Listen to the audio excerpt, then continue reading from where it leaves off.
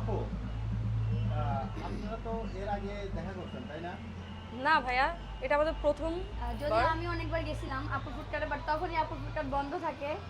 আমার দোকান বন্ধ করে যেতে যেতে আপুর দোকান বন্ধ হয়ে যায়, সেই জন্য দেখা হয়। ও মানে এর আগে কখনো আপনাদের দেখা হয় নাই? না। না ভাইয়া, এর আগে কখনোই আমাদের দেখা হয়নি। আর আপুর উত্তরা দিকে যাওয়া হয়েছে, দিয়াবাড়ির দিকে, বাট এক্সাক্ট লোকেশন আমি চিনি নাই একবারও। অনেকবার যেতে চেয়েছিলাম, তখন হয়তো বা ওনাকে ওভাবে আর কি ফলো করতাম না। যদি ওনার কাজ টাজ এখন বেশি ভালো লাগতেছে, জন্য বেশি ফলো করতেছি, আমি ওনার ফলোয়ার।